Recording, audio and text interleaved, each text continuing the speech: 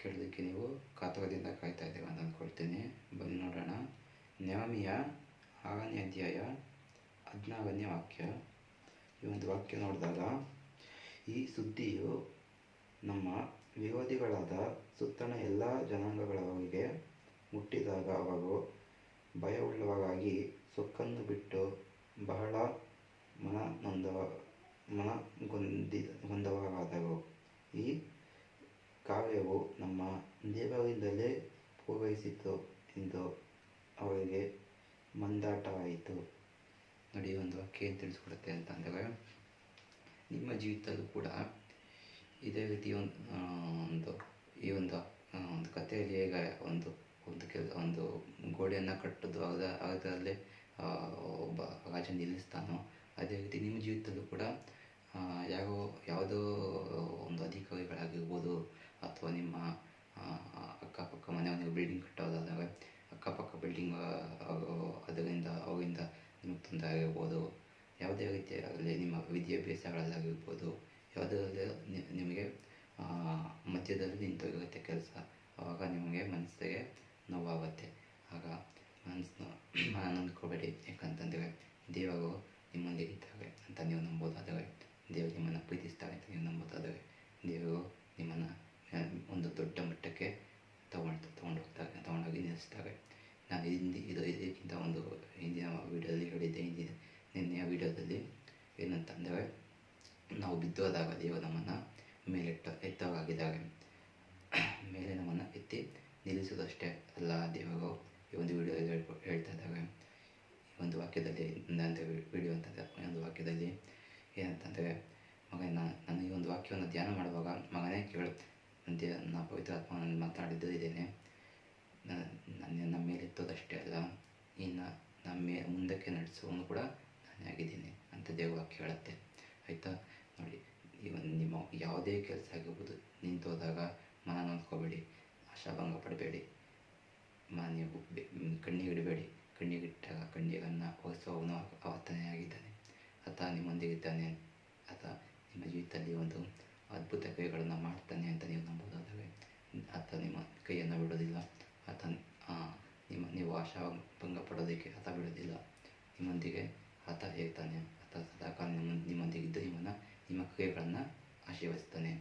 ನಾವು ಈ ಒಂದು ವಾಕ್ಯವನ್ನು ನೋಡಿದ್ದೇವೆ. ಈ ಒಂದು ವಾಕ್ಯದಲ್ಲಿ ಕೊಟ್ಟಂಥ ಸಂದೇಶವನ್ನು ನೀವು ನಂಬೋದಾದರೆ, ನನ್ನೊಂದಿಗೆ ನೀವು ಕೈಗಳನ್ನು ಜೋಡಿಸಿ ಕಣ್ಣುಗಳನ್ನು ಮುಚ್ಚಿ ಪ್ರಾರ್ಥನೆ ಮಾಡುವ.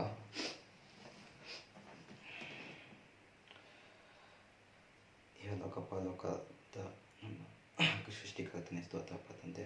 ಹೌದಪ್ಪ ತಂದೆ, ಯೇಸುವೆ, ನಿಮ್ಮ ವಾಕ್ಯಗಳ ಪ್ರಕಾರ ನಾವು ಯಾವುದೇ ರೀತಿ ಒಂದು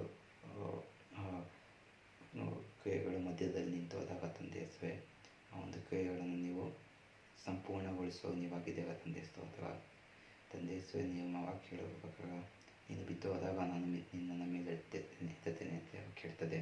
ಅದೇ ರೀತಿ ತಂದೆ ಯೇಸುವೆ, ದಿನ ಬಿದ್ದೋದಾಗ ನಿನ್ನ ಮೇಲೆ ಎತ್ತೋದಷ್ಟೇ ಅಲ್ಲ, ನಾನು ನಿನ್ನನ್ನು ಮುಂದಕ್ಕೆ ನಡೆಸುವನ್ನು ಕೂಡ ನಾನೇ ಆಗಿದ್ದೀನಿ ಅಂತ ನೀವು ಕೇಳ್ತಾ ತಂದೆ ಯೇಸುವೆ. ಸ್ತೋತ್ರ ತಂದೆ. ಈ ಒಂದು ವಿಡಿಯೋನ ನೋಡ್ತಾ ಇರೋಣ ಪ್ರತಿಯೊಬ್ಬ ಭಾಗವನ್ನು ನೀವು ಮುಟ್ಟಿದಂತೆ ಯೇಸುವೆ. ಅವಾಗ ಯಾವುದೇ ಒಂದು ಕ್ರಿಯೆಗಳು ಮಧ್ಯದಲ್ಲಿ ನಿಂತೋಗಿದ್ದಾರೆ ತಂದೆ ಯೇಸುವೆ, ಅದನ್ನು ಸಂಪೂರ್ಣವಾಗಿ ನೀವು ಸಂಪೂರ್ಣವಾಗಿ ಪೂರ್ಣಗೊಳಿಸಿರಿ ತಂದೆ ಯೇಸುವೆ. ಆವಾಗ ಆರೋಗ್ಯವನ್ನು ಆಶೀರ್ವದಿಸಿರಿ, ಒಳ್ಳೆಯ ಆರೋಗ್ಯವನ್ನು ಕೊಟ್ಟು ಕಾಪಾಡಿರಿ, ಒಳ್ಳೆಯ ಒಂದು ದೀರ್ಘಾಶಯನ್ನು ಕೊಟ್ಟು ಕಾಪಾಡಿರಿ. ಪ್ರತಿಯೊಬ್ಬ ಭಾಗವನ್ನು ಆತ್ಮಿಕವಾಗಿ ಬಲಪಡಿಸಿರಿ ತಂದೆ ಯೇಸುವೆ. ಜೀವಿತವನ್ನು ಆಶೀರ್ವದಿಸಿರಿ ತಂದೆ. ಸುತ್ತಲೂ ನಿಮ್ಮ ದೇವತ್ವದ ಕಾಲಿರಿಸಿರಿ ತಂದೆ ಯೇಸುವೆ.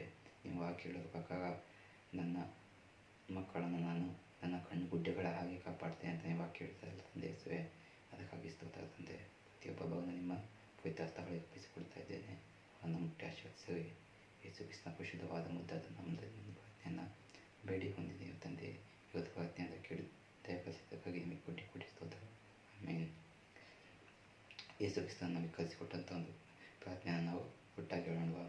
ಪರಲೋಕದಲ್ಲಿರುವ ನಮ್ಮ ತಂದೆಯೇ, ನಿಮ್ಮ ನಾಮ ಪರಿಶುದ್ಧ ಎನ್ನೆಸಲ್ಪಡಲಿ, ನಿಮ್ಮ ರಾಜ್ಯ ಬರಲಿ, ನಿಮ್ಮ ಚಿತ್ತ ಪರಲೋಕದಲ್ಲಿ ನೆರವೇರಬೇಕಾ ಭೂಲೋಕದಲ್ಲಿ ನೆರವೇರಲಿ. ನಮ್ಮ ಅನ್ಯಾಯದ ಆಹಾರವನ್ನು ನಮಗೆ ದಯಪಾಲಿಸಿಕೊಡಿರಿ. ನಮಗೆ ತಪ್ಪು ಮಾಡಿದವನ್ನು ನಾವು ಕ್ಷಮಿಸಿದಂತೆ ನಮ್ಮ ತಪ್ಪುಗಳನ್ನು ಕ್ಷಮಿಸಿರಿ.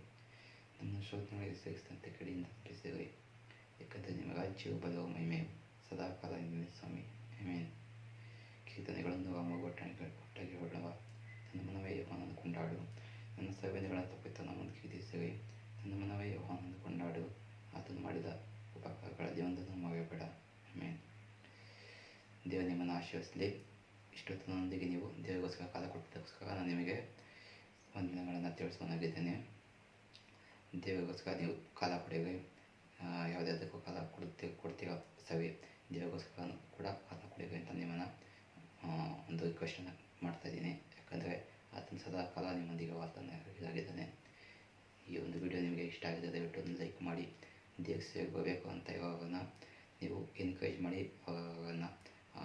ಅವ್ರಿಗೊಂದು ಸಪೋರ್ಟನ್ನು ಮಾಡಿ ನಿಮ್ಮ ಕೈಲಾದಷ್ಟು. ಈ ಒಂದು ವಿಡಿಯೋ ನೀವು ಇಷ್ಟ ಆಗಿದರೆ ಒಂದು ವಿಡಿಯೋಗೆ ಲೈಕ್ ಮಾಡಿ. ಹಾಗೆ ನಾನು ಮಾಡುವಂಥ ಒಂದು ವಿಡಿಯೋ ಮಾಡುವಂಥ ಏನಾದರೂ ತಪ್ಪು ನಿಮಗೆ ಕಂಡು ಬಂದಿದ್ದರೆ ಆ ತಪ್ಪುಗಳನ್ನು ನೀವು ದಯವಿಟ್ಟು ಒಂದು ಕಮೆಂಟ್ ಬಾಕ್ಸಲ್ಲಿ ಕಮೆಂಟ್ ಮಾಡಿಕೊಡಿ. ಮತ್ತು ಈ ಒಂದು ಚಾನಲನ್ನು ನೀವು ಇನ್ನೂ ಸಬ್ಸ್ಕ್ರೈಬ್ ಮಾಡಿಲ್ಲ ಅಂತಂದರೆ ದಯವಿಟ್ಟು ಸಬ್ಸ್ಕ್ರೈಬ್ ಮಾಡಿ. ಮತ್ತು ನಿಮಗೆ ಈ ಒಂದು ವಿಡಿಯೋ ಎಷ್ಟು ಜನಕ್ಕೆ ಆಗುತ್ತೆ ಅಷ್ಟು ಜನಕ್ಕೆ ನೀವು ಶೇರ್ ಮಾಡಿ. ಯಾಕಂದರೆ ಈ ಒಂದು ಚಾನಲ್ ನಾನು ಕ್ರಿಯೇಟ್ ಮಾಡಿದ್ದೆ ಒಂದು ದೇವರ ವಾಕ್ಯವನ್ನು ಸಾರೋದಕ್ಕೆ, ಮತ್ತು ದೇವರಲ್ಲಿ ಅಂದರೆ ದಾರಿ ತಪ್ಪುವಂಥ ಯವನಸ್ಥರು ದೇವರ ಕಡೆಗೆ ಇರಲಿ ಅಂತ ನಾನು ಆ ಉದ್ದೇಶದಲ್ಲಿ ಮಾಡಿದ್ದು. ದಯವಿಟ್ಟು ಎಷ್ಟು ಜನಕ್ಕಾಗುತ್ತೆ ಅಷ್ಟು ಜನಕ್ಕೆ ಶೇರ್ ಮಾಡಿ. ದೇವರು ನಿಮ್ಮನ್ನು ಆಶೀರ್ವದಿಸಲಿ. ಈ ಒಂದು ವಿಡಿಯೋನ ಇಷ್ಟೊತ್ತವರೆಗೂ ನೋಡೋದಕ್ಕೆ ನಾನು ನಿಮಗೆ ವಂದನೆಗಳನ್ನ ತಿಳಿಸೋನಾಗಿದ್ದೀನಿ. Thank you. All the best.